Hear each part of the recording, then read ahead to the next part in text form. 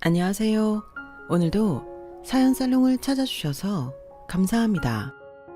저는 서울 영등포구에 살고 있는 30대 후반의 여성이에요. 저는 불과 1년 6개월 전 남편과 이혼을 하게 됐는데, 그건 바로 남편이라는 놈이 정신 못 차리고 대형 사고를 쳤기 때문이었어요. 저 몰래 비트코인에 손을 댄 거 있죠. 그래서 모아놓은 돈 다 까먹었는데도 참 뻔뻔하게 나오더라고요. 남편한테 질릴 대로 질려서 이혼을 했는데, 그 후에 또 어떤 일이 있었냐 하면요. 바로 남편의 누나, 그러니까 손희 씨 누이가 저한테 계속 돈을 요구한 거였어요. 지금부터 이 인간들의 만행에 대해 이야기해 볼게요. 저와 남편은 직장에서 만나 결혼을 하게 되었어요. 부서는 달랐지만 저희 식품개발부에 종종 회의를 하러 오던 기획팀 직원이라 알게 됐죠. 결혼할 때의 남편은 그냥 평범하고 어디서나 볼 수 있는 남자였어요. 적당히 술도 마시고 친구들과 어울리고 그런 사람이요. 회사 어디서나 볼 수 있는 직장인 그 자체였고요. 딸아이가 태어나고도 평범하게 좋은 아빠였는데요. 바로 우리 애가 6살 됐을 때, 그러니까 결혼하고 8년이 되어서야 이 사람의 본 모습을 알 수 있었네요. 남편은 저 몰래 대출이라는 대출은 다 받고 친구들한테까지 돈을 빌려서 비트코인을 한답시고 돈을 넣었다가 한 푼도 못 건졌어요. 저야 모르고 있었죠. 그런데 남편이 약간 불안해 보이고 사람이 정 같지 않게 집중을 잘 못하는 게 이상해서 아무리 물어봐도 괜찮다고만 하더라고요. 그런데 남편 후배가 저를 찾아와서 다 이야기하는 바람에 알게 됐어요. 저는 아이가 3살 때 회사를 그만두고 1년 정도 쉬다가 브런치 카페를 하고 있었어요. 남편 후배는 예고도 없이 카페로 저를 찾아왔어요. 형수님, 안녕하세요. 잘 지내셨죠? 카페 잘 되네요. 손님이 많아요. 어머, 진수 씨가 웬일이에요? 연락하고 왔으면 뭐라도 준비해 놓았을 텐데.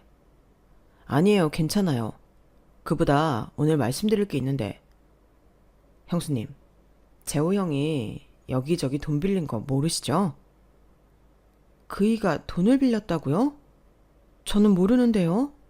혹시 진수 씨도 돈 빌려줬어요? 이럴 줄 알았어. 형수님, 재호 형이 주변에서 돈 빌려서 비트코인 하는 거 모르셨죠? 제가 알기로는 대출도 받은 것 같은데 형이 돈을 안 갚거든요. 저도 뭐 기다릴 수 있는 데까지 기다린 거라서요. 형이 전화도 안 받고 자주 피해서 어쩔 수 없이 형수님을 찾아왔어요. 그리고 형 이대로 두면 안 될 것 같아서요. 머리를 한 방 크게 얻어맞은 것 같더군요. 보니까 남편은 언젠가부터 크게 한 방 터트리는 거에 꽂혀서 누가 봐도 사기 같은 데에다가 자꾸 돈을 넣고 잃고 또다시 그 짓을 반복하고 있는 거였어요. 일단 제가 갖고 있는 돈에서 남편 후배한테 줄 수 있는 돈을 줬고 알려줘서 고맙다는 인사까지 했어요. 한편으로는 너무 충격을 받아 하루 종일 손이 덜덜 떨리고 가슴이 꽉 막힌 것 같더라고요. 저는 시댁에 큰 시누이 한 명만 있었어요. 시누가 잔소리 좀 하고 그런 건 있었지만 주변에서 겪는 시댁하고의 갈등 같은 건 없었기 때문에 나는 참 평탄한 인생을 사는구나 하며 감사하고 있었는데 갑자기 날벼락이 떨어진 거였어요. 집에 가서 남편 서재에 들어가 잠겨있는 서랍을 억지로 따봤더니 그 안에 대출 서류들이 줄줄이 있는데 그 중에 제 이름으로 대출을 받은 게 3개나 있었어요. 금액도 만만치 않았고요. 저는 그날 밤늦게 집에 온 남편과 한바탕 싸웠어요. 아니, 어떻게 나 모르게 그 많은 대출을 받은 거야? 내 이름으로까지 대출을 받았고 지난달에 못 갚았더라? 이제 그럼 이거 다 나한테 독촉이 올 거 아니야. 어떻게 이럴 수가 있어? 내가 그래도 이 집만큼은 손 안 댔어. 나도 지킬 거는 지키려고 노력했다고. 진짜 앞으로 잘 될 거니까 그냥 좀 넘어가라. 그걸 말이라고 해? 그런 거면 왜 나한테 말은 안 했는데?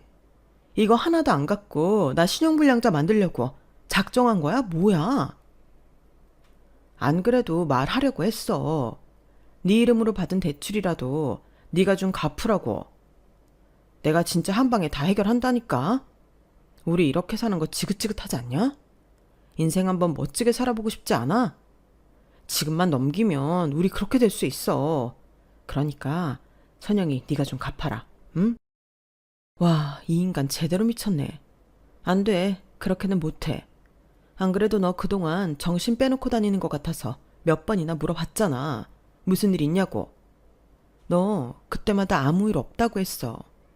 그러면서 새벽에 들어오고 술 퍼먹고 그러다가 나한테 걸리니까 나더러 갚으라고? 너 나 신용불량자 만들 뻔했어. 어떻게 미안하다는 말 한마디를 안 해? 저는 그날 너무 큰 배신감을 느꼈고 그때부터 남편과 몇 날 며칠을 싸웠지만 결론이 나지 않았어요. 그 와중에 남편은 또 자기 월급을 다 털어서 이상한 비트코인에 돈을 다 때려 넣더라고요. 그걸 보고 가망이 없다고 생각한 저는 이혼을 결심했고 그제야 남편은 저한테 싹싹 빌며 잘못했다고 하더라고요. 미안해 선영아. 나 이번에는 정말 잘 될 줄 알았거든. 한 번만 봐주라. 나 이대로면 어디 가서 잠잘 데도 없어. 나 우리 지아 아빠잖아. 응? 정말 한 번만이다. 다시 이런 일 있으면 나 가만 안 있어. 그렇게 단단히 약속을 받고 넘어갔지만 저희 사이가 예전 같을 수는 없었어요. 저는 남편하고 가까이 있기도 싫더라고요. 그래서 각방을 쓰고 생활했는데 얼마 안 가 남편이 카페에서 돈을 훔쳐다가 또 코인에 넣었다는 걸 알게 됐네요. 게다가 이제는 끝까지 손 안 대던 집에까지 손을 대려고 했고요. 남편이 집담보로 대출 받으려다가 저한테 딱 걸렸거든요. 그 일로 저는 이제 진짜 안 되겠다 싶어 이혼 서류를 접수했고 남편을 집에서 그냥 내쫓아버렸어요. 이 인간이 갈수록 같이 망하자는 일만 벌이는데 한시도 같이 있고 싶지 않았어요. 남편은 설마 제가 지를 내치랴 싶었나 봐요. 그래서인지 쫓겨나기 전날에는 아예 저한테 돈을 2천만 원만 달라고 하는 거 아니겠어요? 이제는 진짜 막 나가자는 거였죠. 선영아, 그러지 말고 진짜 2천이면 된다. 이거는 되는 거래 무조건. 넣어놓고 일주일이면 떡상한다니까. 그동안 내가 까먹은 거에 몇 배는 불려놓을 거야. 그때 가서 나한테 미안했다고 하지 마. 나 지금 너 실수할 거 막아주는 거야. 정말 끝까지 적반하장도 이런 적반하장이 없더라고요. 사람이 사고방식이 너무 이상해지기도 했고요. 그렇게 저는 이혼 서류를 접수했고 법원도 당연히 제 편이 되어주었어요. 누가 봐도 남편이 가정을 돌보지 않고 돈을 다 탕진해버린 게 맞잖아요. 아이를 키울 수 있을지도 걱정된다며 양육권도 저한테 줬어요. 남편이 까먹은 돈은 전부 남편 책임이 되었고요. 저는 하던 일이 있었고 자리를 잡았기 때문에 크게 힘들지 않았어요. 코로나 때에는 배달로 다 돌렸었는데 그것 역시 수입이 괜찮았거든요. 그동안 맛있고 깔끔하고 친절한 집으로 소문이 나서인지 많이 흔들리지는 않았어요. 저랑 딸아이는 먹고 살만 했죠. 아이가 아빠가 없어서 침울하지는 않을지 걱정했는데 의외로 전보다 더 활기차게 잘 지내더라고요. 그게 저희 친정 부모님과 동생 부부가 신경을 많이 써줘서 그런 것 같았어요. 이혼하고 친정 식구들이 있는 쪽으로 이사를 가서 엄마 아빠가 아이를 더 자주 봐줬거든요. 딸아이가 또 지 이모를 엄청 좋아하는데 이모를 맨날 보니 오히려 전보다 애가 더 생기가 넘쳤어요. 그렇게 저는 과거를 잊고 그저 딸아이 잘 키우고 제 카페 잘 되는 것만 신경 쓰고 살았는데요. 이혼하고 1년쯤 됐을 때요. 그러니까 한 6개월 전에 큰 신우이가 느닷없이 저를 찾아왔어요. 남편하고 이혼하기는 했지만 큰 신우이한테 악감정은 없어서 커피와 디저트를 대접하며 이야기를 나눴어요. 옳게 잘 지냈지? 혼자 아이 키우느라 고생이 많겠네. 사는 게 다 그렇죠. 형님은 잘 지내셨어요? 갑자기 어쩐 일이세요? 나 우리 지아가 보고 싶어서 지아 만나러 집에 좀 가도 되나? 아, 그러셨군요. 네, 형님 편하실 때 한번 오세요. 아이 고모인데 영 보지 말며 살라고 할 수는 없잖아요. 아이도 고모를 싫어하지는 않았으니까요. 게다가 지금껏 남편은 단 한 번도 아이를 만나러 오지 않았는데 고모는 아이를 보겠다니 좀 고마운 마음도 들더라고요. 아, 고마워 올케. 우리 재호랑 이렇게 되고 못 만난다고 하면 어쩌나 걱정했는데. 역시 올케는 된 사람이라니까. 올케가 좋은 시간 알려줘. 내가 우리 지아 좋아하는 거 사가지고 갈 테니까. 저희는 그렇게 약속을 잡았고 신우이는 아이를 보러 집으로 왔어요. 그런데 어째 예전과 달리 사람이 추레해 보이는 게 안색도 영 안 좋더라고요. 카페에 온 날은 바빠서 잘 못 느꼈는데 신우는 어딘가 주눅들어 보이고 무엇보다 신발이 굉장히 달았더라고요. 신우가 꽤 남들 보이는 거에 신경 쓰는 사람이고 무엇보다 신발이나 가방 같은 건 좋은 걸 하고 다녔는데 뭔가 이상하더군요. 아이 선물이라고 사온 것도 어떻게 구색을 맞추려고 하기는 했는데 전에 신우라면 사지 않았을 그런 제품들을 사왔어요. 한마디로 싸구려였죠. 아이들 입에 닿으면 문제 생길까봐 엄마들은 사지 않는 것들요. 그렇다고 앞에서 대놓고 이런 거를 애들 못 가지고 논다고 할 수 없어서 신우가 가면 치우려고 했어요. 그리고 신우한테 식사를 대접했는데 뭐 이거는 정말 개눈 감추듯 먹어 치우는데 정신이 없더라고요. 밥뿐 아니라 후식 과일이고 빵이고 저는 손댈 틈도 없이 혼자서 다 먹어버렸어요. 형님, 많이 시장하셨나 봐요. 근데 혹시 무슨 일 있으세요? 조심스럽기는 한데 형님이 예전 같지 않으신 것 같아서요. 그러자 신우는 갑자기 통곡을 하며 저를 붙잡더라고요. 재호한테는 내가 누나이자 엄마잖아. 그러니 그놈 돈 까먹은 게 결국 내 짐으로 돌아오지 않았겠어? 나 사는 집도 팔고 걔 돈 갚아주고 지금은 10평이나 되나? 그런 집에 산다. 우리 남편이 3년 전 먼저 가지만 않았어도 이 정도는 아닐 텐데 정말 너무 힘들어. 재호, 그런데도 정신 못 차리는 것 같다. 나 정말 차비가 없어서 어디 나가지 못할 때도 있어. 내가 정말 염치불 구하고 이렇게 찾아왔어. 나 일자리 구하러 다닐 차비만이라도 좀 줄 수 없어? 식당이라도 취직하고 월급 나오면 바로 갚을게. 오죽하면 저를 다 찾아왔을까 싶더라고요. 남편은 여전히 정신 못 차린다는 것도 답답했고요. 남편 혼자 감당을 못해서 신우가 집까지 팔았다는 게 남편 놈이 정말 한심했어요. 그래서 저는 제 지갑에 있는 현금을 다 털어서 신우한테 지어줬어요. 다 해서 한 42만 원쯤 되더라고요. 형님, 얼른 좋은 일자리 알아보시고요. 지역마다 여성개발센터 같은 거 있는데 그런 데 가면 안정적인 직장도 찾을 수 있다니까 가보세요. 이거는 저한테 안 갚으셔도 돼요. 굶지 마시고요. 올케, 너무 고마워. 이 은혜 정말 잊지 않을게. 은혜라뇨. 그런 말이 어딨어요. 힘내세요, 형님. 저를 보며 미안해하고 부끄러워하는 신우가 참 안쓰러웠어요. 어쩌다 사람이 저렇게까지 됐나 싶고 남편과 이혼 안 했으면 나도 저랬겠다 싶어 소름도 끼쳤고요.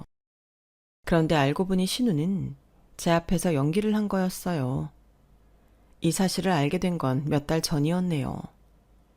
그 후로 신우는 툭하면 저한테 연락을 해서 돈을 달라고 했어요. 제가 42만 원을 주고 며칠 안 지났는데 전화를 해서 50만 원만 더 줄 수 없겠냐고 하더라고요. 당장 이것저것 나갈 것들이 있는데 생각을 못하고 저한테 받은 돈으로 면접 보러 갈 때 입을 것들 샀다나요? 저는 알겠다며 신우가 알려준 계좌로 돈을 보냈어요. 그런데 또 며칠 안 지나서는 이번에는 120만 원을 보내달라고 하더라고요. 형님, 제가 엊그제 50만 원 보내드렸는데 왜 또 돈이 필요하신데요? 120만 원은 제가 그냥 보내드리기가 좀 그러네요. 이유라도 알아야 할 것 같아요. 내가 몇 달을 재호 걔 때문에 돈 없이 살았더니 들어갈 데가 많네. 형님 직장은요? 어디라도 연락 온 데 없어요? 직장 구하러 면접 보러 가면 거기서도 교통비는 줄 텐데요. 돈이 어디 들어가는지 알 수 있을까요? 직장이라고 해봐야 월급 쥐꼬리만큼 주는 데라 못 가겠더라. 교통비라고 꼴랑 2만 원 그렇게 주는데 그 돈을 누구 코에 붙여? 올케, 너무 섭섭하다. 돈이 어디 들어가느냐고 하다니. 솔직히 올케도 책임 있지. 올케랑 재호 이혼하고 이렇게 된 거잖아. 그 말은 동의할 수 없네요. 그 인간 때문에 저나 우리 지아까지 큰일 날 뻔했다고요. 저 120만 원은 못 드리니 앞으로 이런 일로 전화 안 하시면 좋겠어요. 하, 이렇게 나오시겠다? 올케 돈 가지고 사람 되게 기분 나쁘게 한다? 저는 더 이상 대화가 되지 않을 것 같아 전화를 그냥 끊어버렸어요. 남편과 이혼했고 이제 저와는 아무 상관도 없는 사람인데 저한테 자꾸 돈을 요구하는 건 아니잖아요. 그걸 너무 당연하게 생각하는 신우 태도가 처음과 달라서 그것도 황당했어요. 그러자 신우는 느닷없이 저희 카페에 들이닥쳤어요. 그리고 카운터 바로 앞자리에 앉더니 손님들하고 직원들 있는 데에서 무슨 빚쟁이처럼 굴더군요. 왜 이렇게 돈 줄 때까지 나 안 나갈 거니까 그렇게 알아. 자리 하나 계속 까먹는 거야. 알았어? 어떻게 사람을 그렇게 무참하게 만들 수가 있어? 돈 좀 있다고 이제 돈 없는 예전 신우는 사람으로도 안 보인다 이거야? 나 너무 기분 나빠서 안 되겠어. 120 말고 300은 줘야겠어. 300만 원 당장 찾아다 나한테 줘. 아니면 나 한 발짝도 안 움직일 거야. 와, 날강도가 따로 없네. 지금 보니 둘이 남매 맞네요. 하긴 콩가루 집안이 다 콩가루지 누구 하나 멀쩡하겠어요? 저 이제 형님이라고 안 불러요. 아줌마, 계속 이런 식으로 나오면 경찰 부를 거예요. 우리 지아 고모라서 그나마 예의 지켰던 건데 이제부터 얄짤 없어요. 뭐? 아줌마? 하, 이런 싸가지 없는 걸 봤나? 지아, 내가 데려가야겠어. 나 지아 이뻐해. 그리고 지아 우리 핏줄이야. 우리 김씨 집안이라고. 네가 혼자 애 데리고서 아주 유세 떠는데 더는 그 꼴 못 보겠다. 우리 지아 데려갈 테니까 그렇게 알아. 아줌마가 무슨 권리로 남의 딸을 데려가요? 내가 그냥 신우가 아니야. 나는 재호한테도 엄마나 다름없었어. 그러니 지아한테는 할머니라고 해도 될 사람이야. 어디 감히 나를 무시해? 그래? 그럼 나 지금 너 영업방해로 신고할 테니까 그렇게 알아. 감히 내 딸을 건드려? 너 죽고 나 죽는 거야. 제가 바로 휴대폰으로 112 전화를 걸자 신우는 예상을 못했는지 두고 보자며 바로 카페를 나가더군요. 하지만 그걸로 끝이 아니었어요. 신우는 가게 오픈 시간에 또 찾아왔어요.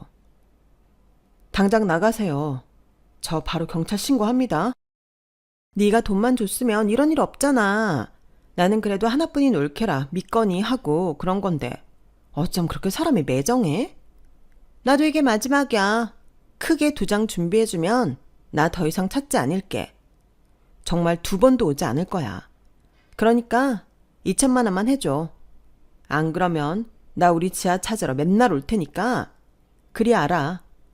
양육권이 너한테 있다고 해도 우리 지아 볼 권리 없다는 뜻은 아니잖아? 지금 무슨 말을 하시는 거예요? 지아를 놓고요. 댁말대로 지아가 핏줄이고 손녀 같은 조카면 이러시면 안 되죠. 2천만 원이요? 저한테 맡겨놨어요. 저 진짜 지금 신고할 테니까 그렇게 아세요.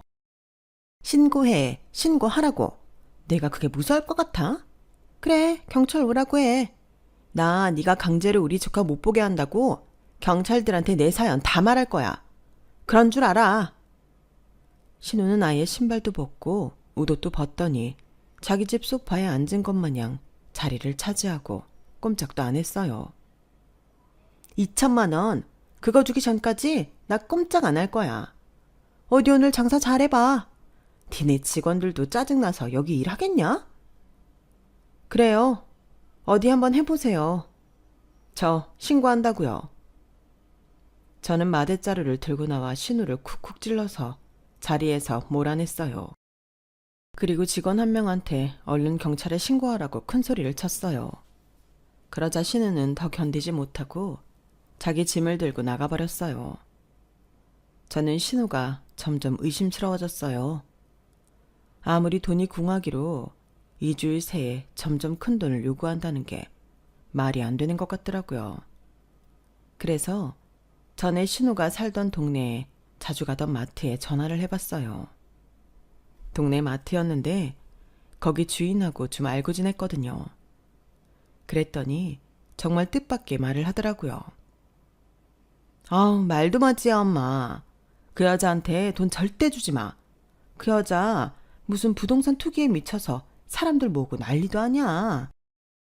돈 물린 사람들이 한둘이 아니라고. 그 여자 여기서 이사 간 것도 한밤중에 사람들 몰려가서 그런 거 아니야. 아니, 그 집 남매는 왜 그 모양이래? 지아 아빠는 비트코인에 미쳐서 지금 거의 폐인 수준이라는데 누나까지 저 지경이야.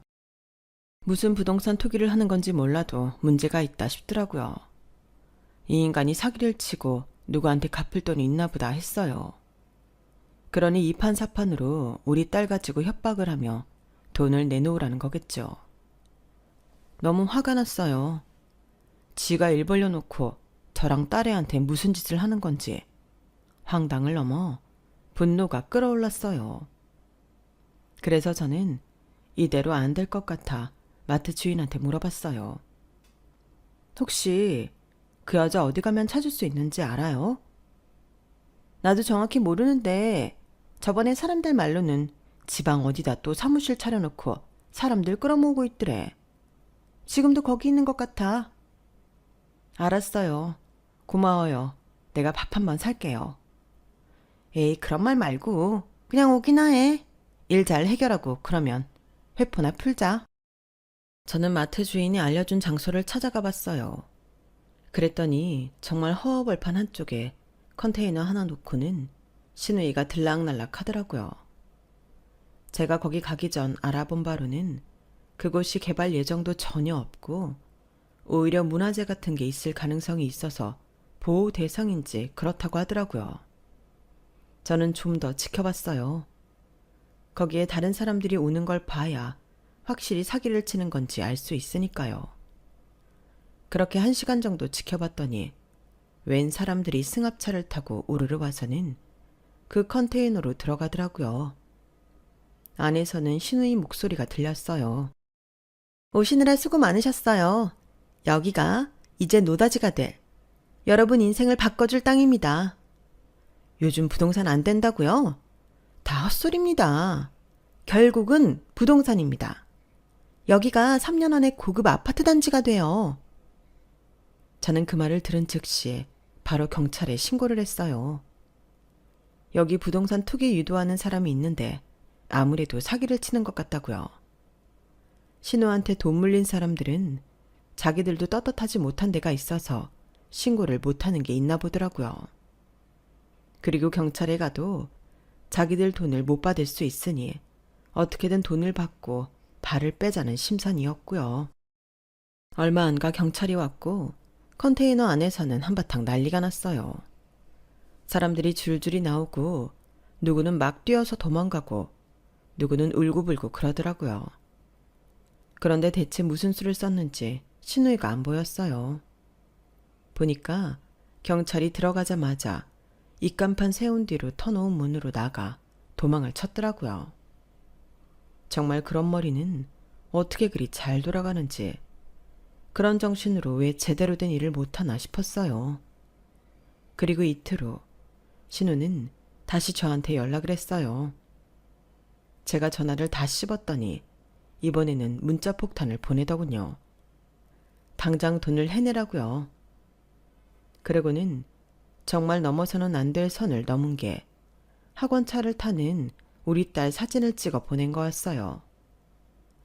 내가 우리 지아 지키고 서 있다가 데려갈 거니까 그리 알아. 아니 뭐 이런 사람이 다 있죠. 그 다음 문자는 더 가관이었어요. 나한테 소녀나 다름없는 조카를 네가 빼앗아가서 보여주지도 않는다고 하면 판사도 나를 불쌍하다고 할 거야. 나한테도 지아 키울 권리가 있어. 우리가 친핏줄 아니냐. 그러니까 옳게 지아 계속 보고 싶으면 2천만 원 보내. 이 문자도 읽고. 알았어? 저는 이미 마음의 준비를 하고 있었던 터라 신우한테 전화를 했어요. 겁이 나긴 나나 보네. 그래도 딸내미 생각을 끔찍히 하는구나, 옳게가. 어떻게 돈을 드릴까요? 제가 지금 현금이 부족해서 계좌로 보내기는 어려워요.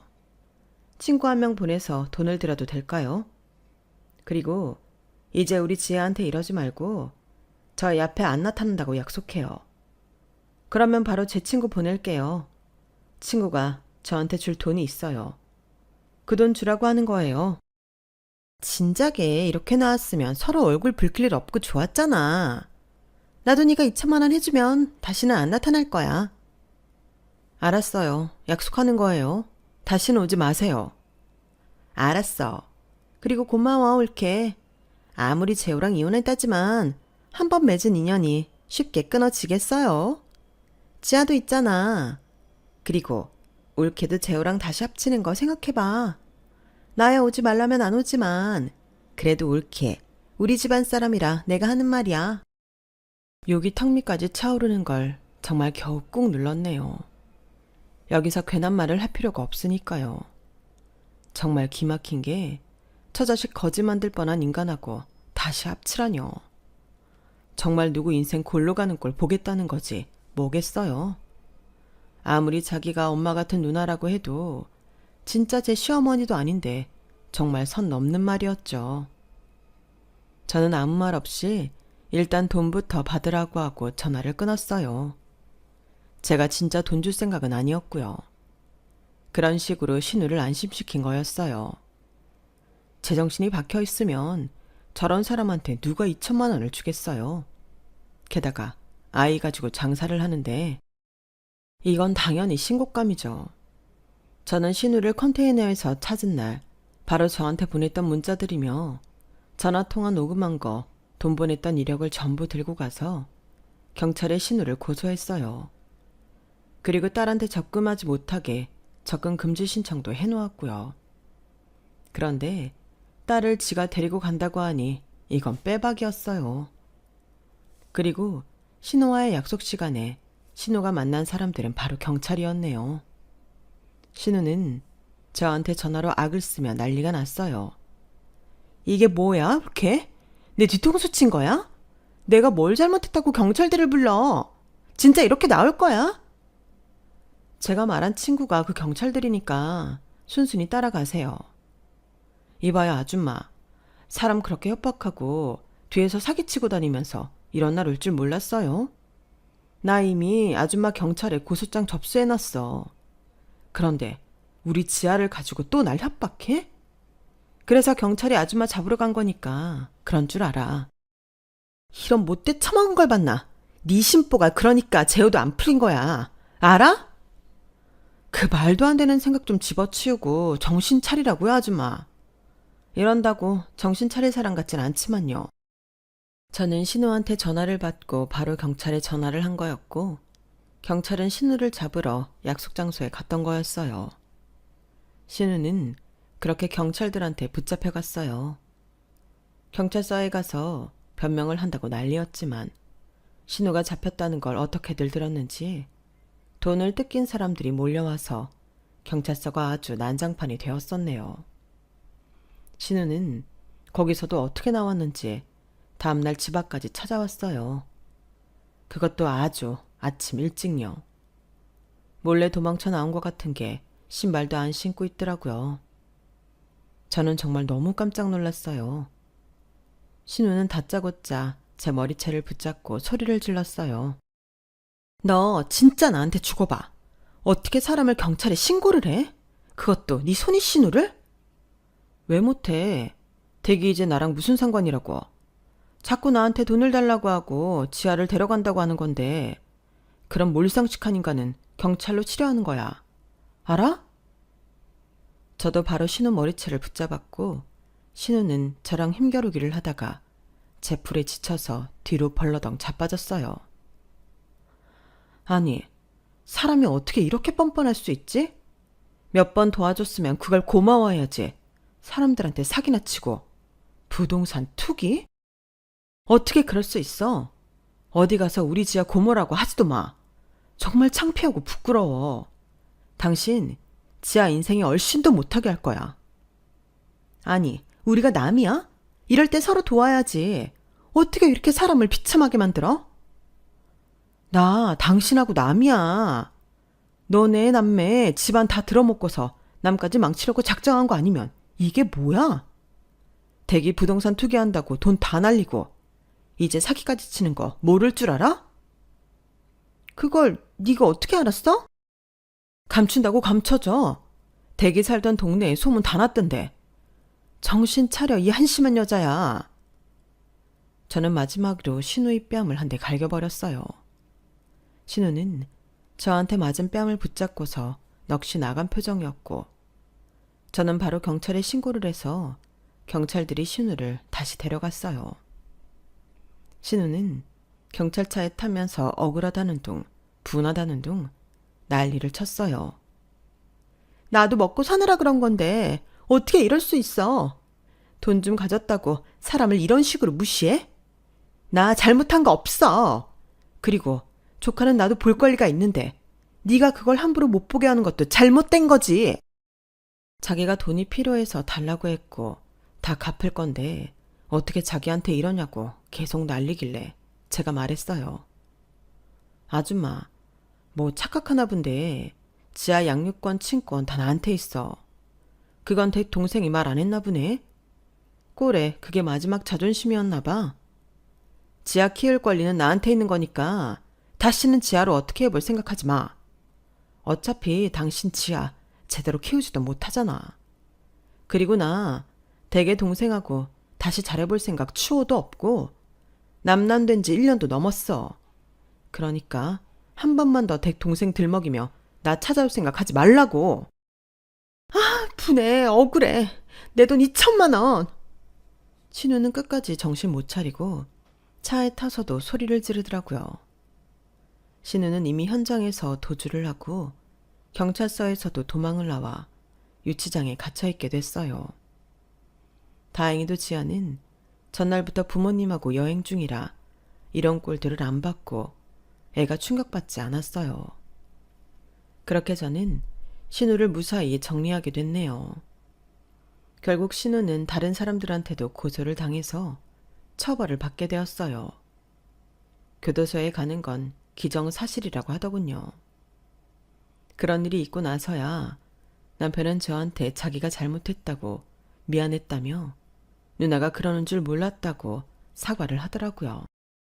그러면서 은근히 자기를 다시 받아줄 수 없냐는 식으로 말하길래 제가 매몰차게 끊어버렸어요.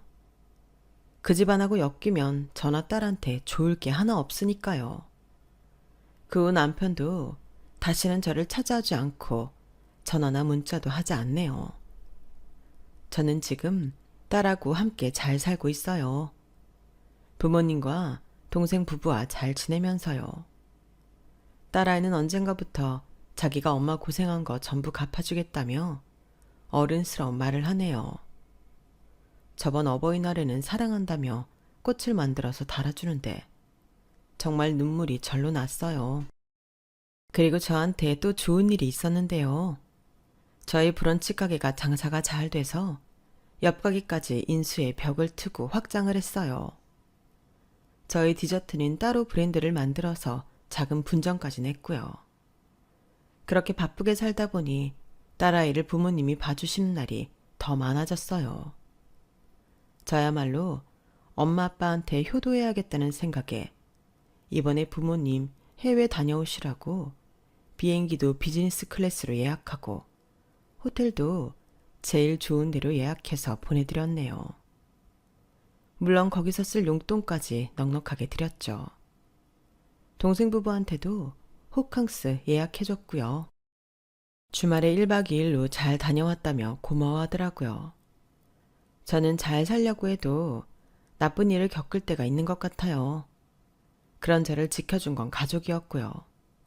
그래서 정말 제 가족한테 잘하면서 딸 열심히 잘 키울 생각이에요.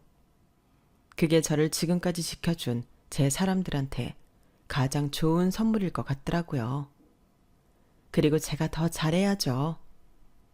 제 이야기는 여기까지예요. 들어주신 분들 모두 건강하시고 늘 행복하시길 바랄게요. 여러분, 사연 댓글에 응원과 현명한 조언 부탁드려요. 좋아요와 구독은 저에게 큰 힘이 됩니다. 오늘도 좋은 일 가득하세요.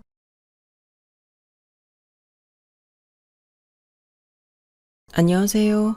오늘도 사연 살롱을 찾아주셔서 감사합니다. 결혼 11년 차에 인생 최대 위기를 맞은 여성이에요. 저는 남들보다 결혼을 조금 일찍 했어요. 대학을 졸업하자마자 바로 식을 올렸거든요. 한창 일하고 연애하고 인생을 즐길 나이에 결혼을 선택한 데에는 나름의 이유가 있었어요. 남편 없이 고생고생해서 남매를 키워오신 엄마의 걱정을 조금은 덜어드리고 싶었거든요.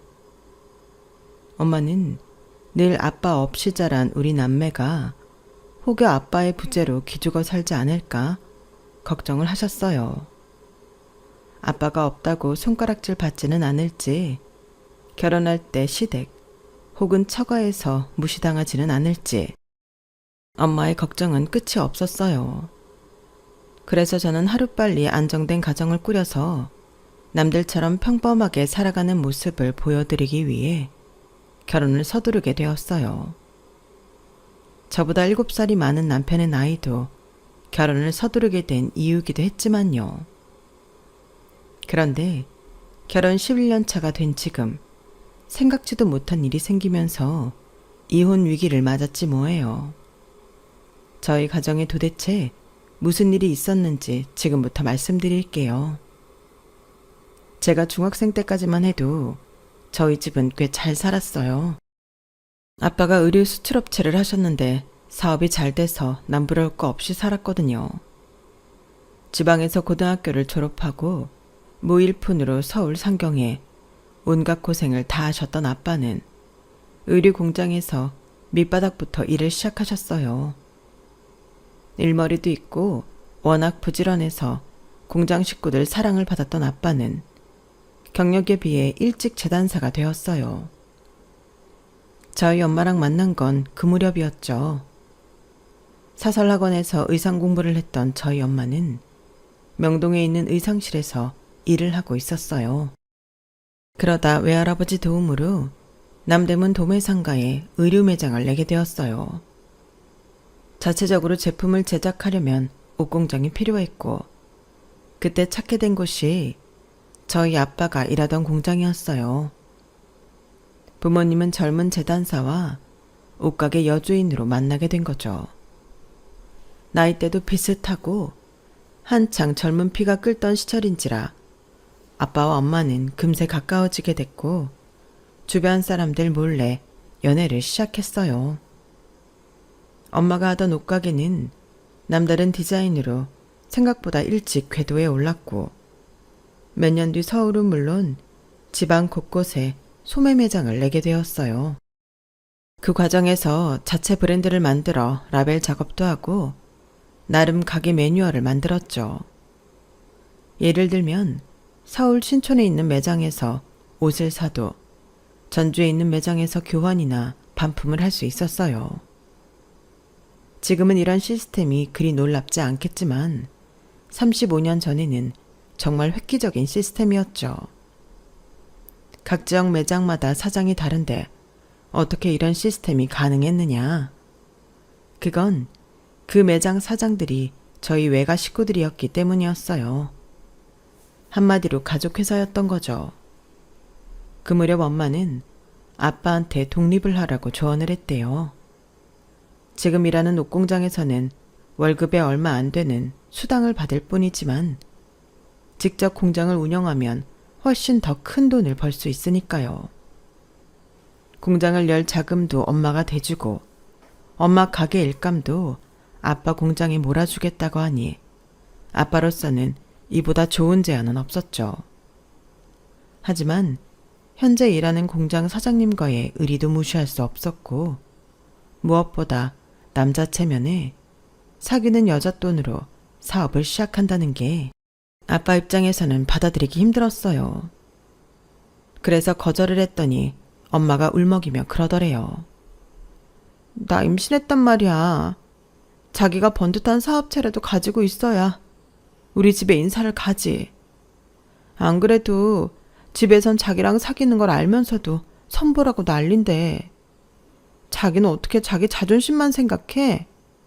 난 자기가 우리 집에서 무시당하는 거 싫어. 그러니까 눈 한번 질끈 감고 공장 차리자. 나랑 뱃속의 아기를 위해서 그 정도는 해줄 수 있잖아. 결국 아빠는 공장 사장님께 솔직히 말씀드리고 용서를 구했어요. 사장님은 이미 눈치를 채고 있었다며 알겠다고 하셨고요. 그렇게 아빠는 엄마가 건네준 돈으로 만리동에 옷공장을 차렸고 저희 외가에 결혼 허락을 받으러 갔어요. 처음엔 아빠를 못마땅해 하던 외할아버지는 엄마의 임신 사실을 들으시곤 더는 반대를 안 하셨어요. 비록 엄마가 저를 임신하면서 하게 된 결혼이었지만 결혼 이후 저희 외가에서는 아빠한테 정말 잘했대요. 그도 그럴 게 아빠 공장이 잘 돼서 저희 외가에 잘했거든요. IMF 이후 경기 불황으로 옷가게가 하나둘 문을 닫게 됐을 때도 저희 아빠가 해외 시장으로 눈을 돌리면서 집안 사람들 일자리를 만들어 주었어요. 그러다 보니 아빠가 집안의 중심이 되어 그 많은 처가 식구들 생계를 이끌어 나가야 했어요. 다행히 아빠 사업은 잘 됐고 승승장구 해나갔기 때문에 명절에는 손님들로 집안이 북적였어요. 철마다 제철 과일부터 생선, 인삼은 물론 값비싼 선물도 수시로 들어오곤 했어요. 지금 생각해도 그때가 저희 집 전성기였던 것 같아요. 그러다 2000년대 초반부터 조금씩 선물이 줄어들기 시작했고 언제부턴가 집에 손님도 들지 않았어요. 어릴 땐 잘 몰랐는데 나중에 엄마한테 얘기를 들어보니 아빠 사업이 예전 같지 않아서 주변의 사람들이 떨어져 나간 거였다고 하더라고요. 그러다 결국 일이 터지고 만 거예요. 당시 제가 중학교 2학년이었고 제 남동생이 초등학교 3학년이었어요. 평소와 같이 잠자리에 들었는데 안방에서 엄마 목소리가 들리는 거예요. 정확히 들리지는 않았지만 아빠랑 통화를 하는 것 같았어요. 엄마는 평소와 달리 격양된 목소리로 소리를 질렀고 잠시 뒤 흐느끼며 우는 소리가 이어졌어요. 엄마 울음소리에 안방으로 달려가 보니 엄마가 주저앉아 울고 있더라고요. 엄마 앞에는 붉은 글씨로 최후 독촉장이라고 적힌 고지서와 서류들이 여러 장 널브러져 있었어요. 엄마, 울어? 이건 다 뭐야? 넌 신경 쓸 거 없어. 어떻게 신경을 안 써? 방금 아빠랑 통화한 거지. 아빠는 왜 집에 안 오는데? 우리 집 망하는 거야? 그런 거냐고. 그러자 엄마가 제 손을 꽉 잡고 말했어요. 지훈아, 엄마 말 잘 들어. 이제 아빠 집에 안 와. 지금부터는 너랑 엄마랑 지훈이랑 셋이 살게 될 거야. 그게 무슨 소리야? 아빠는 어디 갔는데? 엄마는 눈물을 훔치고는 단호한 표정으로 말했어요. 가서 네 짐부터 싸. 내일이면 이 집도 비워줘야 되니까. 어서. 부자가 망해도 3년은 간다지만 저희 집은 그럴 정도의 부자는 아니었나 봐요. 아빠 사업이 망하자마자 저희 집은 집도 없이 거리로 쫓겨나게 되었거든요. 저희 집이 잘 될 때는 문지방이 닳도록 드나들던 친척들을 저희 집 소식을 듣자마자 연락부터 끊었어요. 혹여 그동안 자신들한테 해준 걸 돌려받으려 오는 게 아닌가 해서 그런 건지, 아니면 자기들한테 빌붙을까봐 그런 건지는 모르겠지만 참 야속하게 굴더라고요. 하루아침에 사라진 아빠 대신 엄마는 저희 남매를 키우느라 정말 고생이 많으셨어요. 그나마 다행인 건 남겨진 저희 가족한테 아빠가 남긴 빚을 받으러 오는 사람들은 없었다는 거예요. 네 아빠가 빚을 떠안고 가기로 했으니까 그런 거지. 아빠는 지금 어디 있는데? 몰라. 회사할 때 알고 지냈던 남미 쪽 지인한테 갔다는 소리도 있고 미국으로 갔다는 소리도 있는데 네 아빠가 직접적으로 말한 게 아니니까 알 수 없지. 아빠는 끝까지 가장의 의무를 다하겠다고 우리 가족을 버리고 떠나신 거였지만 솔직히 저는 아빠의 그런 결정을 이해할 수가 없었어요. 아무리 힘들어도 가족은 함께 있어야 한다고 생각했거든요. 마치 아빠한테 버려진 기분이 들어서 어린 마음에 아빠에 대한 미움이 생겼던 것 같아요. 아무리 빚은 사라졌다고 해도 여자 혼자 몸으로 두 아이를 키우고 사는 건 쉬운 일이 아니었어요. 집이 망한 후로는 외가 식구들도 저희 가족을 반기지 않았고, 그러다 보니 세상에 우리 세 사람만 뚝 떨어진 것처럼 외롭게 지내게 되었어요. 엄마가 직장에서 쓰러지는 바람에 응급실에 실려갔을 때도 누구 하나 와주는 사람이 없었어요. 결국 주인집 아주머니께 부탁드려서 병원비를 해결하고 주인집 아저씨가 변호사를 구해주셔서 회사에서 보험 처리와 보상금을 받을 수 있었어요. 멀리 사는 친척보다 가까운 이웃사촌이 낫다는 말은 그래서 나온 모양이었어요. 비록 생활에 여유는 없었지만 엄마는 어떻게든 저를 대학에 보내려고 하셨어요. 그러기 위해 그 힘든 순간에도 적금을 들어놨었더라고요. 네 아빠가 잘 나가던 회사를 왜 한순간에 날렸는지 아니? 다 배운 게 없어서 그런 거야.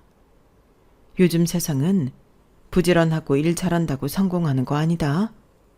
아는 게 많아야 내 거 안 뺏기고 잘 지킬 수 있다고. 그러니까 너는 아무 걱정 말고 대학 가서 공부 제대로 해. 그래서 엄마 아빠처럼 남들한테 당하고만 살지 말라고. 알았어? 이렇게 말하는 엄마 앞에서 어떻게 대학 안 가겠다는 말을 할 수 있겠어요. 그럴 시간에 영단어라도 하나 더 외워서 성적을 올리는 게 엄마를 위한 일일 텐데요. 없는 살림에도 엄마는 투잡을 뛰면서까지 제 학원비를 대주셨고, 덕분에 저는 서울에 있는 대학에 들어갈 수 있었어요. 서울대 연고대보다는 낮은 대학이었지만 그래도 꽤 인지도가 있는 대학이라서 취업률도 꽤 높은 편이었어요. 친구들은 제게 고등학교 3학년 때까지 죽어라 공부만 했는데 이제 숨 좀 돌려도 되지 않냐고 했지만 다른 사람은 몰라도 저는 그러면 안 될 것 같았어요. 엄마가 어떻게 우리 남매를 키워왔는지 제 눈으로 똑똑히 지켜봤으니까요. 엄마는 화장품도 정품을 사서 쓰는 일이 거의 없을 정도였어요. 늘 주위에서 얻은 샘플을 아껴서 쓰곤 하셨죠. 저희 남매한테는 오리털 점퍼를 사주시면서도 자기 자신은 한겨울에도 솜이 들어간 패딩으로 버티셨어요. 그것도 너무 오래 입어서 숨이 다 죽은 패딩을요. 예, 이게 보기엔 이래도 엄청 따뜻해. 내가 옷가게를 몇십 년을 한 사람인데 옷에 대해 모르겠니? 이 안에 목폴러랑 털조끼까지 입으면 알래스카에 가서 뒹굴어도 멀쩡하다니까. 옷을 하도 껴입어서 옷무게에 늘 어깨가 아프신 걸 뻔히 아는데도 엄마는 늘 이렇게 말씀하셨어요. 그럴 때마다 저는 가슴이 저며왔죠. 제가 대학에 합격하고 입학 전까지 알바를 해서 번 돈으로 제일 먼저 산 건 다름 아닌 엄마 오리털 점퍼였어요. 첫 월급으로는 부모님 내복을 사드리는 거라고 하지만 아무래도 엄마한테 가장 필요한 건 내복이 아니라 오리털 점퍼 같았거든요. 인터넷 쇼핑몰에서 구입한 거라 가격이 저렴한 거였는데도 엄마는 뭐하러 이런 걸 샀냐고 한 소리 하시더라고요. 힘들게 번 돈으로 뭐하러 엄마 걸 사? 네 용돈 쓰기에도 모자랄 텐데. 세상에, 이 돈 버느라 얼마나 힘들었을 거야. 그럼 엄마는 엄마가 힘들게 번 돈으로 나랑 지훈이 위해서 다 쓰잖아. 그 돈은 안 아까워? 내 새끼 위해 쓰는 돈이 뭐가 아까워? 난 하나도 안 아깝더라. 그래, 나도 마찬가지야. 우리 엄마 위해 쓰는 돈은 하나도 안 아까워. 생각 같아선 백화점에 가서 더 좋은 걸로 사주고 싶었는데 내가 아직 그럴 형편은 안 되잖아. 대신 나 취직하면 그땐 정말 좋은 거위털 점퍼로 사줄게. 그러니까 아무 소리 말고 이건 그냥 입어. 아끼지 말고 막 입어야 돼. 엄마는 10만 원도 안 되는 저렴한 오리털 점퍼 하나도 자식 돈으로 산 거라고 어찌나 신주딴지 모시듯 하셨나 몰라요. 10수년이 지난 지금까지도 가지고 계실 정도로요. 이런 엄마를 보고 자란 제 꿈은 하루빨리 취직해서 엄마가 짊어진 가장의 무게를 덜어드리는 거였어요. 그러던 차에 대학교 3학년 때 모기업 인턴십 공고를 보게 되었고 당장 신청을 했어요. 인턴십이 취업에 도움이 되기 때문에 같은 과 동기들은 물론 4학년 선배들까지도 다들 신청해서 경쟁률이 엄청나더라고요. 우리 학교뿐만 아니라 타 대학에서도 신청을 했을 테니 당연하죠. 그 쟁쟁한 경쟁률을 뚫고 인턴십에 합격한 저는 난생 처음 제대로 된 직장 생활을 시작할 수 있었어요. 대학에서 나름 과톱도 하고 있고 어디서 일 못한다는 소리를 들어본 적 없던 저였지만 출근 첫날부터 실수 연발이었어요. 어떤 선배님은 제게 걸리적거리니 저리 가라고 하시며 치욕적인 말까지 서슴지 않으셨죠. 이지훈 씨, 여기 놀러 왔어요? 일 제대로 안 해요? 일을 배우러 왔으면 최소한 선배들 일하는데 방해는 안 돼야 할 거 아니에요? 사사건건 걸리적거리긴 하고 말이야. 이러고도 돈 받을 생각하는 건 아니죠? 이지훈 씨 같은 사람은 돈을 받을 게 아니라 돈을 주고 일을 배워야 할 판이라고요. 요즘 대학에선 애들 교육을 어떻게 시키는 거야? 사람들 앞에서 쓸모없는 애 취급을 당하고 나니 얼굴이 화끈거리고 눈물이 나올 것 같았어요. 그래도 앞에서는 꾹 참았다가 화장실에 가서 소리죽여 울었죠. 세면대 앞에서 눈물 자국을 지우고 나오려는데 복도에 저희 부서 정대리님이 서 계시더라고요. 정대리님은 제게 캔커피를 건네며 그러셨어요. 윤혜원 씨가 나한테 깨지고 지윤 씨한테 화풀이를 한 모양이에요. 내가 대신 사과할게요. 처음엔 누구나 어설프고 실수도 하고 그런 거니까 스스로를 닥달하지 마세요. 차근차근 배워나가면 되니까. 그날 정대리님의 따뜻한 조언 덕분에 그나마 속상한 마음은 달랠 수 있었어요. 그런데 그런 말이 있잖아요. 오리는 알에서 깨어나면 가장 먼저 본 대상을 엄마로 알고 따른다고요. 저 역시 그날 이후 정대리님을 의지하게 되더라고요. 아무리 사람들이 많이 있어도 제 눈에는 귀신같이 정대리님이 찾아졌어요. 업무 중일 때도 그렇고 구내 식당에서 밥을 먹을 때도 그랬죠.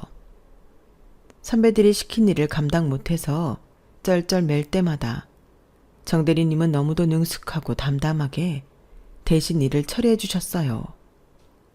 그래서일까요? 그리 잘생긴 얼굴도 아니고 체격이 좋은 것도 아닌데도 이상하게 정대리님이 제게는 멋지게 보이더라고요. 어른스럽다고 해야 하나? 어떤 일을 맡겨도 침착함을 잃지 않고 능숙하게 처리하는 게 그렇게 멋져 보이더라고요. 같은 일을 가르쳐줘도 다른 선배들이 가르쳐줄 때랑 정대리님이 가르쳐줄 때랑 업무 속도나 정확성이 확연히 차이가 나길래 선배들한테 물어봤더니 정대리님이 우리 부서 에이스라고 하더라고요. 역시 그래서 멋있었구나 생각했죠. 정대리님 밑에서 일을 배우며 나름 내가 성장하고 있다는 걸 느낄 즈음 인턴 기간은 끝이 났어요. 그리고 다시 대학생 신분으로 돌아오게 되었죠. 그런데 그 지긋지긋하던 인턴 생활이 그리워지기 시작한 거예요. 더 이상 정대리님을 볼 수 없다는 사실이 너무 슬펐거든요. 그래서 하루는 용기를 내 문자를 보냈어요. 그동안 일도 잘 가르쳐 주시고 도움도 많이 받아서 그러니 언제 밥이라도 한번 사겠다고요. 그런데 문자를 보내자마자 바로 답신이 온 거예요. 이번 주 토요일 어떠냐고요. 와, 마치 기다렸다는 듯 날아온 단문에 순간 멍하더라고요. 혹시 정대리님도 나한테 마음이 있나? 하는 생각도 들었고요. 그래서 토요일에 만나자고 했어요. 몇 번의 문자를 주고받으면서 시간과 장소까지 정하고는 그제야 좀 걱정이 되더라고요. 회사 밖에서 만나는 건 처음이라서 혹시 내가 너무 어려 보여서 실망하지 않을까 싶었거든요. 그래서 좀 어른스럽게 꾸며보자 생각하고 옷장 문을 열었는데 옷장 속 옷들을 보니 한숨만 나오더라고요. 인턴 기간 때 입었던 정장을 제외하면 평상시 제가 입는 옷들이 청바지에 면티, 면바지에 니트가 고작이었거든요. 변변한 구두도 없고 들고 나갈 백도 없어서 괜히 만나자고 했나? 후회가 됐어요. 혹시 엄마 옷장을 열어보면 뭐라도 건질 게 있나 싶어서 열었더니 와, 박물관이 따로 없더라고요. 그도 그럴 게 우리 집이 망하고 난 뒤 엄마가 제대로 된 옷을 사 입는 걸 본 적이 없었으니 당연한 일이었죠. 그래서 한숨을 푹 쉬고 있었는데 엄마가 무슨 일이냐고 묻더라고요. 그래서 솔직하게 다 털어놓았죠. 제 얘기를 들은 엄마는 저를 데리고 동대문 시장으로 향했어요. 예전에 남대문 도매시장에서 함께 장사를 하던 지인들이 지금은 동대문으로 자리를 옮겨 가게를 하고 있다면서요. 오랜만에 만난 시장 사람들 앞에서 엄마는 제 소개를 했어요. 이번에 대기업에서 인턴십도 했다며 자랑을 했더니 가게 사장님들께서 원피스며 정장 바지, 스커트에 블라우스까지 한아름 담아주시더라고요. 돈을 내겠다고 하는데도 오히려 화를 내시며 엄마 친구가 주는 거니까 그냥 받으라고 호통을 치셨어요. 그리고 몇몇 분들은 주머니에 용돈도 찔러주셨죠. 네 엄마랑 남대문에서 장사할 때 얼마나 재밌었나 몰라. 너 어릴 땐 같이 피서도 가고 그랬었는데 기억 안 나지? 하긴 그게 벌써 몇십 년 전 일이니. 대학 졸업하고 취직하거든 한 번 더 와. 아줌마가 선물로 정장 몇 벌 빼줄 테니까. 비록 메이커는 아니어도 우리 가게 옷이 백화점 옷들보다 원단이며 바느질이며 훨씬 낫다고. 그리고 이거 받아. 아줌마가 주는 용돈이야. 네 엄마 혼자 고생하는 거 보면서 걱정 많이 했는데 이렇게 잘 자라주니 내가 다 고맙다 얘. 비록 친척들은 우리 가족을 나 몰라라 했지만 엄마와 함께 장사를 하던 시장 식구들은 누구보다 따뜻하게 저희 모녀를 맞아주었어요. 도매시장을 나온 엄마와 저는 근처 상가에서 신발과 가방도 구입을 했어요. 그렇게 데이트 준비를 마친 저는 그 주 주말 한껏 꾸미고 약속 장소로 향했죠. 그런데 정대리님 의상이 제 의상과는 확연히 다른 거 있죠. 청바지에 PK 티셔츠를 입고 나왔더라고요. 저는 어른스럽게 보이려고 나름 꾸미고 나왔는데 말이죠. 순간 웃음이 나서 깔깔대고 웃었어요. 아무래도 정대리님은 자기가 저에 비해 늙어 보일까봐 꽤 신경을 쓴 것 같았거든요. 서로의 의상을 보고 대충 상황을 눈치챈 우리는 피식거리며 한참을 웃었어요. 7살 나이 차이는 그리 적은 차이는 아니었지만 사람이 사람을 좋아하는데 걸림돌이 되지는 못하더라고요.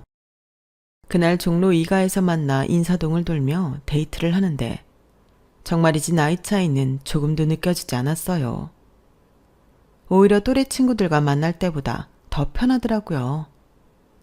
사실 대학에 들어가고 얼마 안 돼서 남자친구를 사귄 적이 있었는데 지금 생각해도 그 애는 정말 최악이었거든요. 데이트할 때 남자만 돈 내는 건 역차별이라며 데이트 비용 통장을 만들자고 해서 만들었는데 헤어질 때 그러는 거예요. 야, 내 생일은 아직 안 됐으니까 내 생일 선물 비용은 궁금해서 빼줘. 네 생일은 궁금해서 챙겨줬으니까 그게 맞잖아. 헤어지면서 데이트 비용 통장에 남은 돈을 나눠 갖자고 하면서 그 말을 하는데 정말 학을 뗐어요. 왜냐고요? 제 생일날 선물을 산 비용뿐만 아니라 그날 먹은 밥값, 차비, 심지어 편의점에서 생수 샀던 것까지 다 비용 처리를 하더라고요. 진짜 대단한 놈이다 싶었죠. 하도 얕게 굴길래 그럼 밥값에서 내 밥값은 빼고 줘야 하는 거 아니냐고 했더니 저보고 지독하다며 꿍시렁 대더라고요. 사실 그 밥값은 받을 생각도 없었는데 녀석이 하는 꼴을 보고 짜증이 나서 100원짜리 하나까지 다 받아냈었죠. 그런 남자를 만나다가 정대리님을 만나니까 내가 그동안 연애를 잘못해왔나? 하는 생각이 들 정도로 구름 위를 걷는 기분이었어요. 제가 약속대로 점심을 샀더니 정대리님은 후배한테 얻어먹기만 할 수 없다며 영화도 보여주시고 와인도 사주시더라고요. 꼭 제게 돈을 많이 써서 좋았다는 게 아니라 같이 있는 동안 예전 남자친구처럼 돈돈거리거나 조금도 손해보지 않으려고 얕게 구는 모습이 보이지 않아서 마음이 편했던 것 같아요. 이게 어른의 연애구나 하는 생각이 들 정도로요. 그날 이후 정대리님과 종종 주말에 만나 데이트도 하고 드라이브도 다니곤 했어요. 그러다 어느 순간부터 할 것도 없이 사귀게 되었죠. 취업 준비다 뭐다 한창 바쁠 대학교 4학년을 저는 연애를 하며 보냈어요. 제 취직 준비는 남자친구인 정대리님이 많이 도와주었거든요. 그러다 보니 밖에서 만나기보다는 주로 저희 집에서 데이트 겸 공부를 했는데 그래서 저희 가족들과도 스스럼 없이 지낼 수 있었어요. 남동생은 제 남자친구를 형이라고 부르며 따랐고 엄마는 정서방이라고 부르며 사위 대접을 하셨거든요. 사실 이런 호칭을 갖게 된 데는 이유가 있어요. 제가 입사 시험에 합격을 하면 바로 결혼식을 올릴 예정이었거든요. 처음엔 얼른 취직해서 생활에 보탬이 되고 싶었는데 남자친구가 하루는 그러는 거예요. 그런 이유라면 결혼을 먼저 하는 게 어때? 생활은 내 월급으로도 충분하니까 자기 월급은 장모님이랑 처남 돌보는 데 쓰면 되잖아. 아무래도 생활이 안정되면 조바심도 덜 나고 낫지 않겠어? 정말 그래도 돼? 내 월급으로 엄마랑 지훈이한테 써도 되냐고. 당연하지. 그러지 말라고 하면 자기 나랑 결혼 안 할 거잖아. 우리 부모님은 여유도 되고 나 아니어도 형들이 있으니까. 그치만 장모님한테는 당신 하나뿐이잖아. 그러니까 내 눈치 보지 말고 어머니랑 동생한테 해주고 싶은 거 다 해. 안 그러면 나중에 가슴이 한이 될 거 아냐? 세상에 이런 남자가 또 어디 있을까요? 남자친구의 이런 배려 덕분에 저는 결혼을 서두르게 되었고 입사시험에 합격해서 출근하기 전까지 비는 공백기를 이용해 결혼식을 치렀어요. 남편과 같은 회사에 합격을 했더라면 좋았겠지만 그러지 못한 게 아쉽기만 했죠. 거기는 대기업 중에서도 탑급이라서 경쟁률도 세고 저보다 스펙이 좋은 사람들이 많이 몰려서 서류 전형에서 바로 떨어졌거든요. 그래도 제가 합격한 회사도 나름 대기업에 인지도가 있는 편이라서 다행이다 생각했죠. 남편이 결혼 전에 약속했던 것처럼 제가 번 돈은 제가 알아서 쓰라고 했어요. 그래서 월급 중 일부는 미래를 대비해 적금을 들었고 일정 금액은 친정 생활비에 보탰어요. 그랬더니 엄마가 안 받겠다고 그러지 뭐예요. 넌 내가 사위 앞에서 고개도 못 들고 죄인처럼 살기를 바라니? 결혼했으면 네 가정 꾸릴 생각을 해야지. 왜 친정 살림에 신경을 써? 엄마가 그렇게 능력이 없어 보여? 아무리 네가 내 딸이라도 나 이런 간섭은 못 참아. 엄마, 내가 일찍 결혼한 이유가 뭔데? 엄마랑 지훈이 좀 더 안정된 상황에서 살게 하려고 그랬던 거야. 애초에 결혼 서두르면서 그이가 그렇게 하자고 했던 거라고.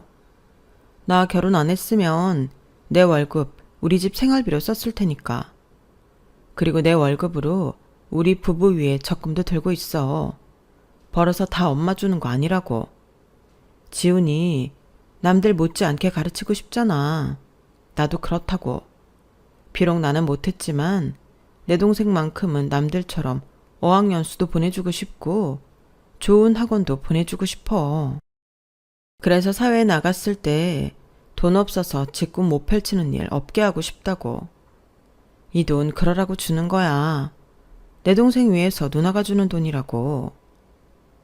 엄마의 반대에 하는 수 없이 동생 핑계를 대며 돈 봉투를 내밀었어요. 좋아. 그럼 딱 지훈이 학원비만이야. 그 이상은 안 돼. 결국 동생 학원비만 제가 내는 걸로 하고 협상은 끝이 났어요. 그 얘기를 들은 남편은 괜히 자기 때문에 제 입장만 곤란해졌다고 미안해 하더라고요. 그런데 사실 남편이 미안해할 일이 있나요? 남들보다 처가에 신경을 더 써주려다가 그렇게 된걸요. 어차피 이렇게 된 거 일단 제 월급은 잘 모아두기로 했어요. 사람 일이 어떻게 될지 모르잖아요.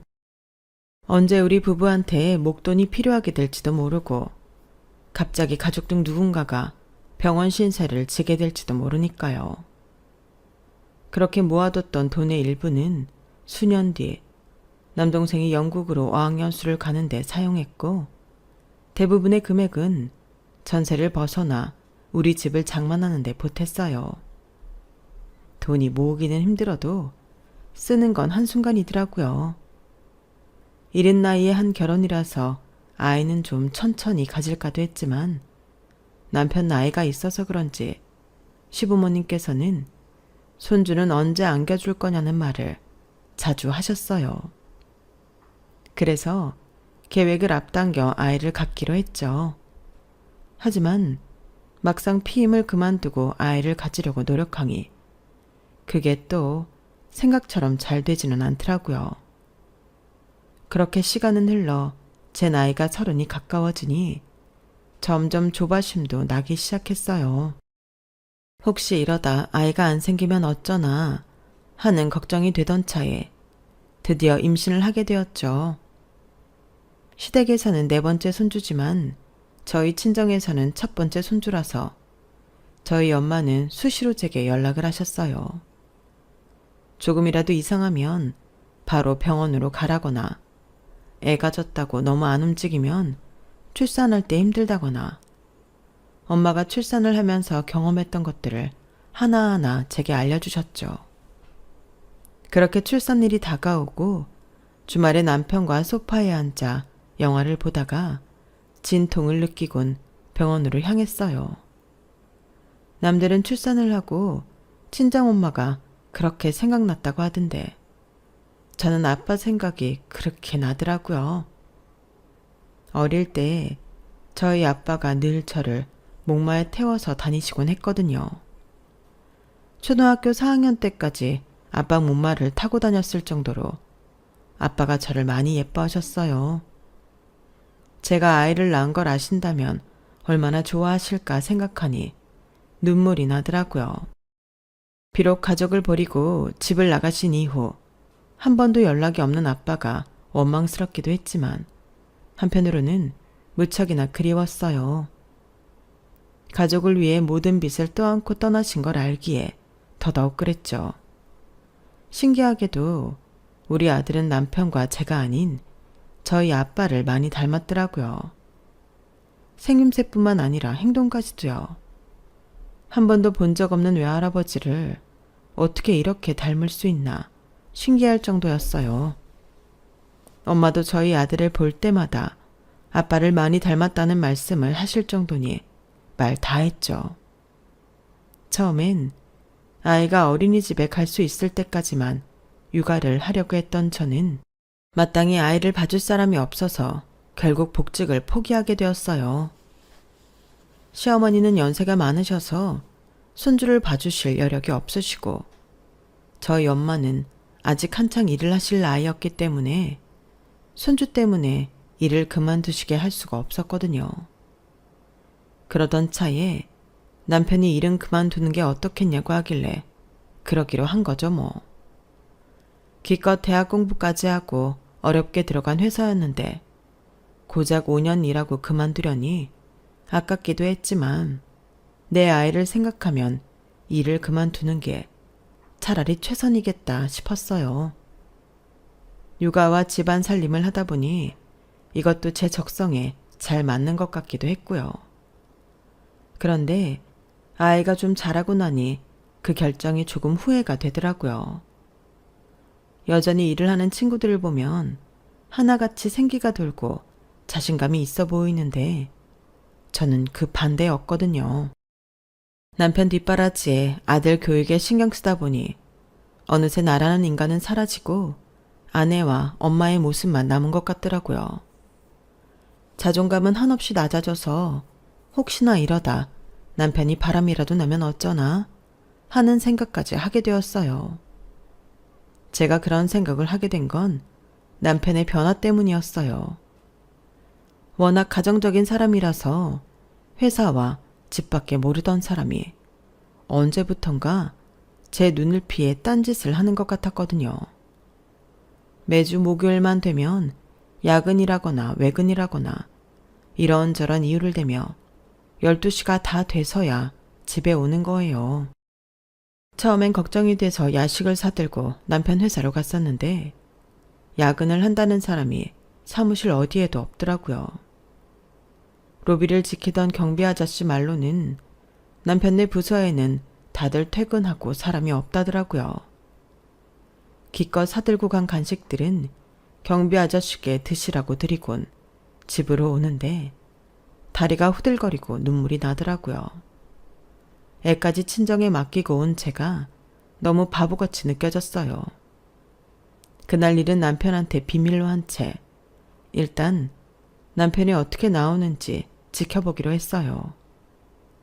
그런데 하루는 빨랫감 속에 난생 처음 보는 남자 속옷이 들어있지 뭐예요. 이 집에 이런 사이즈의 남자 팬티를 입을 사람은 남편 한 사람뿐이라서 의심은 더욱 커졌어요. 이 인간이 밖에서 여자를 만나는 게 분명하다 싶었거든요. 이젠 하다하다 팬티까지 바꿔 입고 오다니 정말 다 끝났다 싶었어요. 그래서 그 주 주말에 아이를 데리고 친정으로 갔어요. 그리고는 엄마 앞에서 그간의 일을 털어놓으며 한참을 울었죠.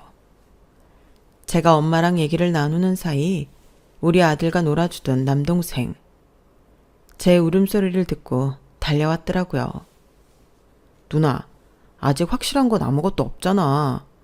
차라리 내가 매형 뒤를 밟아볼게. 결정적인 증거를 잡아야 헤어지든 말든 할 거 아냐. 그때까지는 아무런 티 내지 말고 평소처럼 지내고 있어. 알았지? 그렇게 남동생한테 남편 일을 맡긴 저는 아이를 데리고 집으로 돌아갔어요. 말없이 집을 나왔던 터라 남편은 제가 집을 나갔던 것도 모르더라고요. 뒤늦게 제 손에 들린 캐리어를 보고는 놀라길래 친정에서 옷 좀 가져올 게 있어서 가방을 들고 갔었다고 둘러댔어요. 본격적으로 남동생이 남편의 뒤를 밟기 시작한 지 2주가 지난 어느 날이었어요. 남동생이 낮에 집으로 찾아왔더라고요. 마음의 준비를 하고 있던 저는 묘한 표정의 남동생 얼굴을 보고는 혹시 들킨 게 아닌가 생각했어요. 그런데 누나, 이건 있을 수가 없는 일인데 일단 나랑 어디 좀 가자. 그리고 오늘 일은 엄마한테는 비밀이다. 알았지? 도대체 왜 이러는데? 네 매형한테 여자 생긴 게 맞구나? 그래서 네가 이러는 거지? 아, 글쎄 그런 거 아니니까 일단 가보자고. 그렇게 동생 손에 이끌려 간 곳은 평범한 가정집이었어요. 동생은 마치 자기 집에 들어가는 사람처럼 현관 비밀번호를 누르고는 저를 돌아봤어요. 이 안에 매형도 있으니까 들어가자. 이 인간이 기어이 딴 살림까지 차려놓은 게 분명하다 생각하면서 동생을 따라 낯선 집 안으로 들어갔어요. 그랬더니 남편이 안방에서 쟁반을 들고 나오지 뭐예요. 여보, 왔어? 내가 진작 말 못해서 미안해. 비밀로 해달라고 그래서 당신한테 말 못했어. 일단 안으로 들어가 봐. 죽을 죄를 지었다고 엎드려 싹싹 빌어도 모자랄 판에 남편은 너무도 당당하게 저보고 안방으로 들어가 보라고 하지 뭐예요. 당신 제정신이야? 나한테 어떻게 이래? 나보고 지금 당신 내연녀를 만나보라고 그러는 거야? 당신 그 정도로 뻔뻔한 인간이었어? 그러자 남편과 동생이 황당한 표정으로 저를 보는 거예요. 순간 이 인간들이 왜 이러나 싶더라고요. 남동생은 누나가 생각하는 그런 게 아니라며 제 손을 이끌고 방으로 들어갔어요. 그렇게 들어간 방에는 의료 침상이 놓여 있더라고요. 그리고 침상 위에는 저희 아빠가 있었어요. 많이 늙고 병색이 깊어 이전 모습과는 많이 달랐지만 그래도 한눈에 알아볼 수 있겠더라고요. 아빠는 저를 보시고는 하염없이 눈물을 흘리셨어요. 지훈아, 내 딸 지훈아. 아빠가 왜 여기에 이러고 있어?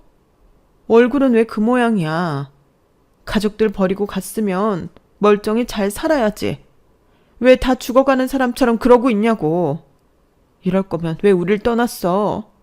차라리 밥을 굶더라도 가족들 옆에 있었으면 좋았잖아.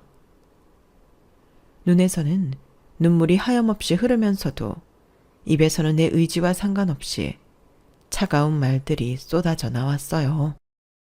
그러다 울컥하고는 그대로 아빠한테 달려가 끌어안았죠. 아빠, 이렇게 아프면 연락을 했어야지. 내가 얼마나 보고 싶었는데.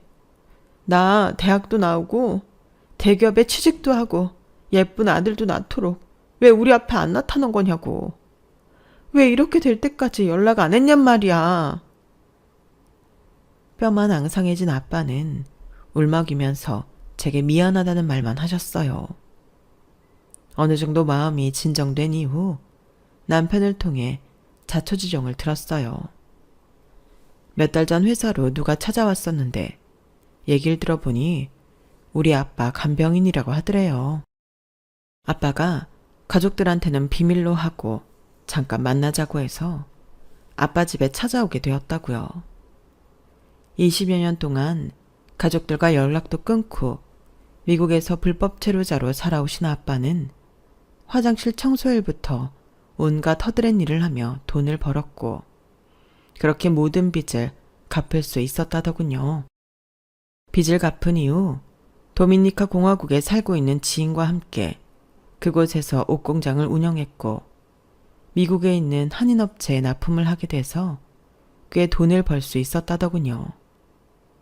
조금만 더 모아서 한국으로 돌아가자 생각했지만 그때 마침 암에 걸렸다는 사실을 알게 되었고 이런 몸으로 가족들 앞에 나타나는 게 짐밖에 안 될 거라 생각해 이렇게 혼자 살고 있었던 거예요. 업체를 통해 저희 가족이 어떻게 살아왔는지 알게 된 아빠는 죽기 전에 제 남편을 불러 유산 문제를 정리하려고 했던 거예요. 당신이 죽고 난 뒤 모든 재산을 아내와 자식들에게 온전히 가게 하도록 말이죠. 그 사실을 알게 된 남편은 가족들을 만나보라고 저희 아빠를 설득하기 시작했고 간병인이 자리를 비우게 되는 목요일마다 찾아와 대신 간병을 했던 거예요. 그걸 남편의 외도로 착각한 저는 남동생을 통해 남편 뒤를 밟게 했던 거고요. 아빠는 한사코 엄마한테는 말하지 말라고 하셨지만 자식으로서 그럴 수는 없었어요. 나중에 아빠의 부고를 듣고 엄마가 얼마나 충격을 받게 될지 누구보다 잘 알고 있었으니까요. 그래서 다음날 엄마를 찾아가 아빠 소식을 전했어요. 엄마는 너무도 멀쩡한 표정으로 겉옷을 입으시더니 저보고 앞장을 서라고 하시더군요. 그렇게 수십 년 만에 다시 만난 엄마와 아빠는 한참을 끌어안고 우셨어요. 그리고 그날부터 엄마는 짐을 싸들고 아빠 집으로 들어가셨죠. 그 집에서 아빠는 1년 남짓 살다가 세상을 떠나셨어요. 평생 가장의 무게에 짓눌려 사시다가 병이 들고 난 뒤 딱 1년간을 가장의 짐을 내려놓고 살 수 있으셨죠. 그래도 그 1년 동안 그동안 못 들었던 아내 잔소리도 듣고 손주 재롱도 보시고 알콩달콩 잘 사는 딸 내외와 박사 학위까지 딴 아들까지 보셨으니 후회는 없으시리라 생각해요. 남편의 외도를 의심했던 저는 앞으로는 절대 남편을 의심하지 않겠다. 마음속에 각서를 새겨 넣었어요. 이런 남자를 어떻게 의심을 해요? 의심하는 제가 나쁜 사람이죠. 남편 덕분에 아빠와 보낸 1년은 절대 잊지 못할 거예요. 아빠, 하늘에서는 아프지 마시고 우리 가족 예쁘게 사는 모습 잘 지켜봐 주세요. 언제가 우리 가족이 다시 만나게 될 때까지 안녕히 계세요. 지금까지 제 사연을 들어주셔서 감사합니다. 들어주신 모든 분들의 삶이 매일매일 행복으로 가득하기를 바랍니다. 여러분, 사연 댓글에 응원과 현명한 조언 부탁드려요. 좋아요와 구독은 저에게 큰 힘이 됩니다. 오늘도 좋은 일 가득하세요.